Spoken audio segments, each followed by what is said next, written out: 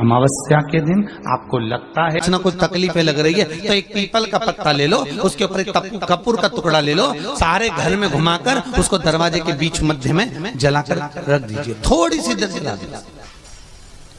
20 से 25 मिनट के अंदर स्वयं गुरु बाबा कहते हैं, राम सुनो, यदि कोई आरती में पुजन में घर में एक कपूर का टुकड़ा आरती के बाद में जब समर्पित करेगा तो उसको अश्वमेध यज्ञ का पुण्य प्राप्त हो जाएगा। अश्वमेध यज्ञ के पुण्य को पाने के लिए कपूर का टुकड़ा आज भी आरती में जलाया जाएगा, आज भी एक कपूर का टुकड़ा सूखा का। इसीलिए हमारे यहाँ शास्त्र कहता है महाराज, जब आपको घर में अगर ऐसा लगने लगे कि 15 दिन से बहुत बेचैनी है, बहुत दुख तकलीफ लग रही है, कोई ना कोई बीमार पड़ रहा है, कुछ ना कुछ तकलीफें लग रही है, तो एक पीपल का पत्ता ले लो, उसके ऊपर एक कपूर का टुकड़ा ले लो, सारे घर में घुमाकर उसको दरवाजे के बीच मध्य में जलाकर रख दीजिए, थोड़ी सी देर जला दीजिए। 20 से 25 मिनट के अंदर मकान में एनर्जी वापस आ जाएगी, उस भवन में एनर्जी वापस प्राप्त हो जाएगी। अमावस्या के दिन आपको लगता है कि हमारे पूर्वजों का उद्धार नहीं हुआ, हमारे पूर्वजों का कल्याण नहीं हुआ, कहीं अधोगति में कोई चला गया है, उसका बस एक बार, रोज नहीं जरूरत है, प्रतिदिन जरूरत ही नहीं, महीने में एक बार अगर अमावस्या के दिन भी आपने चंदन के थोड़ा सा चंदन अगर मेरे देवाधिदेव महादेव को 7 स्थान पर समर्पित किया है। अशोक यहाँ पर वर्णन कर रही है, मैना, धन्य और कला की कथा कर रही है। तीनों ने सनकादि ऋषियों से मांगा। चंदन भगवान को अति प्रिय होता है और चंदन ही एक ऐसा होता है जो पितरों को भी प्रिय होता है, जिसका स्पर्श मात्र लगने से पूर्वजों का कल्याण हो जाता है, वो चंदन है। 7 स्थान शिवलिंग के बताए हैं, जहां पर भूल से भी अगर कोई चंदन की उंगलियां लगा देता है, 7 स्थान ऐसे हैं जहां चंदन की मात्र उंगलियां लगा देने से ही शिव पितृलोक के पितरों को मुक्ति प्रदान करके वैकुंठ लोक का निवास दे देते हैं। 7 स्थान।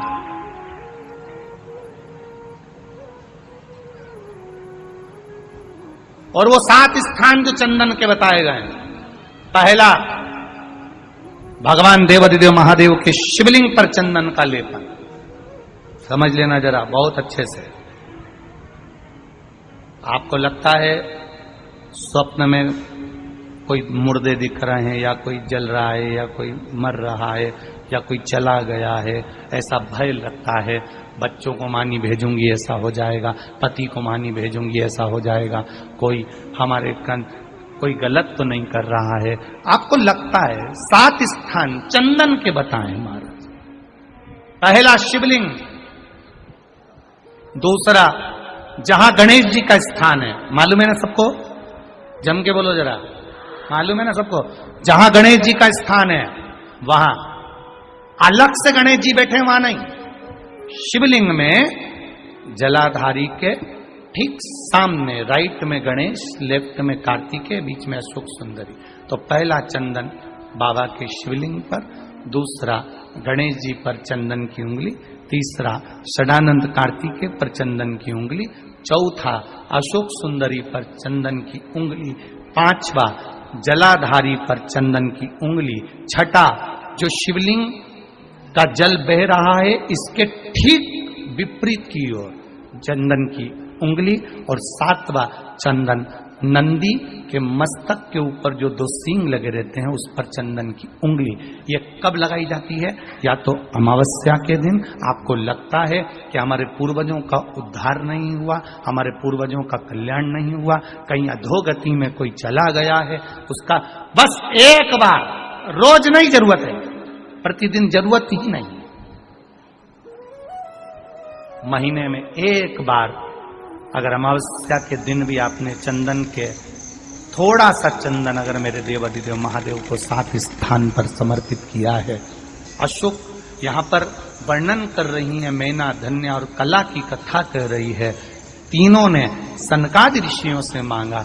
चंदन भगवान को अति प्रिय होता है और चंदन ही एक ऐसा होता है जो पितरों को भी प्रिय होता है, जिसका स्पर्श मात्र लगने से पूर्वजों का कल्याण हो जाता है, वो चंदन का। आपके घर में पितृदोष है, आपको ऐसा महसूस होता है, आपको लगता है, तो किसी भी नवरात्रि के पहले जो अमावस्या पड़ती है, मान लो अपन अमावस्या पड़ी, आप एक अंदाजा लगाइए, तो जिस दिन अमावस्या रहे उस दिन चावल की कटोरी में एक कपूर का टुकड़ा रख दीजिए महाराज, छोटा सा, और कपूर का टुकड़ा रखकर उस कपूर को दरवाजे के बाहर कटोरी में ही, चावल रखी हुई कटोरी में ही उसको पितरों का स्मरण कर कर जला दीजिए। और जलाने के बाद उस चावल को कहीं भी किसी भी वृक्ष की छांव में पक्षियों के लिए डाल दीजिए। शिव महापुराण की कथा कहती है, अगर मान लो पितृ आपको कष्ट दे रहे हैं, पितृ आपको तकलीफ दे रहे हैं, कोई काम नहीं होने दे रहे हैं, या कहीं आपको ऐसा लगता है कि पितरों का दोष है, तो वो पितृदोष देवी, अब ये जो आप करेंगे ये कब कर रहे हैं? अमावस्या के दिन आप उसको रख रहे हैं। अमावस्या के दिन उसको रखकर रात भर अपने रखा कपूर के साथ में, सुबह एकम पड़ गई, नवरात्रि लग गई, उसी दिन उसको जलाकर आपने पटक दिया। अर्थात उससे देवी और पितृ इन दोनों का आशीर्वाद जो प्राप्त होता है, तो घर में से पितृदोष समाप्त होकर लक्ष्मी की वृद्धि प्रारंभ हो जाती है, कार्य में सिद्धता आ जाती है। मान लो अगर पितृदोष है तो करो, नहीं है बड़े अलमस्ती से रहो, तो ये पितृदोष का स्मरण। तो यहाँ शास्त्र कह रहा है कि पितरों का जो लोक होता है, पितर जो लोक होता है, उस पितृलोक में 64 योगिनियां प्रवेश नहीं करती। शिव महापुराण कर रही है, शंकर की कथा कर रही है। एक छोटा सा उपाय अवश्य करिएगा। मान लो आपको लग रहा है कि आपके घर में पितृदोष है, आपको ऐसा महसूस होता है, अमावस्या पड़ती है, चावल की कटोरी में एक कपूर का टुकड़ा रख दीजिए मान, छोटा सा, और कपूर का टुकड़ा रखकर उस कपूर को दरवाजे के बाहर कटोरी में ही, चावल रखी हुई कटोरी में ही उसको पितरों का स्मरण कर कर जला दीजिए। और जलाने के बाद उस चावल को कहीं भी किसी भी वृक्ष की छांव में पक्षियों के लिए डाल दीजिए। शिव महापुराण की कथा कहती है, अगर मान लो पितृ आपको कष्ट दे रहे हैं, पितृ आपको तकलीफ दे रहे हैं, कोई काम नहीं होने दे रहे हैं, या कहीं आपको ऐसा लगता है कि पितरों का दोष है, तो वो पितृदोष देवी, अब ये जो आप करेंगे ये कब कर रहे हैं? अमावस्या के दिन आप उसको रख रहे हैं। अमावस्या के दिन उसको रखकर रात भर आपने रखा कपूर के साथ में, सुबह एकम पड़ गई, उसी दिन उसको जलाकर आपने पटक दिया। अर्थात उससे देवी और पितृ इन दोनों का आशीर्वाद जो प्राप्त होता है, तो घर में से पितृदोष समाप्त होकर लक्ष्मी की वृद्धि प्रारंभ हो जाती है। अमावस्या के दिन प्रदोष काल में, प्रदोष के समय पर, प्रदोष काल में शाम के समय पर जाकर किसी भी नदी, तालाब, बावड़ी, कुआं, कहीं ना कहीं जो आपके पास में हो, वहां पर एक घी का दिया, बत्ती का मुंह दक्षिण की ओर कर कर अवश्य जला कर जाना, सारे पितृदोष समाप्त हो जाएगा। अगर नदी, तालाब, बावड़ी, कुआं नहीं है तो पीपल का वृक्ष हो या बेलपत्री का वृक्ष हो या बट का वृक्ष हो, उसके नीचे लगा दो प्रदोष काल में। पर अमावस्या के दिन लगाएं जरूर। क्यों? क्योंकि अमावस्या 16 दिन तक पितृ मृत्यु लोक में आने के बाद में भोजन ग्रहण करते हैं। अमावस्या के दिन पितृ शाम के समय प्रदोष काल में शंकर भगवान का नाम जाप कर कर नदी, तालाब, बावड़ी पर पानी पीने जाते हैं। वहां से जल का आचमन कर कर पितृ अपने लोक को चले जाते हैं प्रदोष काल के समय पर। इसलिए प्रदोष काल में जलाशय के पास में बावड़ी, कुआं, नदी, तालाब के किनारे पर दिया लगाया जाता है दक्षिण की ओर मुख कर कर बत्ती का, तो पितृ आशीर्वाद देते हुए जाते हैं कि फलो फूलो, आगे बढ़ो, उन्नति करो, तरक्की करो। ये पितरों का आशीर्वाद रहता है, पितरों का वर रहता है। आप देंगे, कुछ करा ना करा, फिर अमावस्या के दिन उस दिन दिया दक्षिण की ओर बाती का मुख कर कर। 7 स्थान ऐसे हैं जहां चंदन की मात्र उंगलियां लगा देने से ही शिव पितृलोक के पितरों को मुक्ति प्रदान करके वैकुंठ लोक का निवास दे रहे। 7 स्थान, और वो 7 स्थान जो चंदन के बताए गए, पहला भगवान देवाधिदेव महादेव के शिवलिंग पर चंदन का लेपन। समझ लेना जरा बहुत अच्छे से। आपको लगता है स्वप्न में कोई मुर्दे दिख रहे हैं, या कोई जल रहा है, या कोई मर रहा है, या कोई चला गया है, ऐसा भय लगता है। बच्चों को मानी भेजूंगी ऐसा हो जाएगा। जिनके यहाँ पितृदोष होता है, काल सर्प दोष होता है, वास्तु दोष होता है, उनको ज्यादा कुछ नहीं करना होना। महाराज एक बेल का फल लीजिए, उसके अंदर का जो गुर्दा होता है, अंदर का जो भाग होता है, उसको निकाल लीजिए और उस बेल के फल में आटा सेक कर उसमें शक्कर मिलाकर उसको उसके अंदर भर लीजिए। अमावस्या के दिन सुबह 10 बजे से पहले उसको अपने घर में घुमाने के बाद में जिसको काल सर्प दोष बताया है, पितृदोष बताया है, या वास्तु दोष का स्मरण बताया है, घर में सब दूर घुमाकर अपने परिवार का हाथ का स्पर्श कराकर पीपल के पेड़ के नीचे का खड्डा खोदकर उस बेलपत्र के उस फल को दाब दीजिए। महाराज केवल एक अमावस्या करना रहता है, पितरों के दोष से मुक्ति मिलती है और हमारे घर के कार्य सफल होना प्रारंभ हो जाता है। पति को मानी भेजूंगी ऐसा हो जाएगा। कोई हमारे कोई गलत तो नहीं कर रहा है। आपको लगता है 7 स्थान चंदन के बताएं, बाबा के शिवलिंग पर, दूसरा गणेश जी पर चंदन की उंगली, तीसरा षडानंद कार्तिकेय पर चंदन की उंगली, चौथा अशोक सुंदरी पर चंदन की उंगली, 5वां जलाधारी पर चंदन की उंगली, छठा जो शिवलिंग का जल बह रहा है इसके ठीक विपरीत की ओर चंदन की उंगली, और 7वां चंदन नंदी के मस्तक के ऊपर जो 2 सींग लगे रहते हैं उस पर चंदन की उंगली। ये कब लगाई जाती है? या तो अमावस्या के दिन। आपको लगता है कि हमारे पूर्वजों का उद्धार नहीं हुआ, हमारे पूर्वजों का कल्याण नहीं हुआ, कहीं अधोगति में कोई चला गया है, उसका बस एक बार, रोज नहीं जरूरत है, 4 दिन दुकान अच्छी चले, बाकी के समय देखना पड़े, समझ लेना पितृदोष।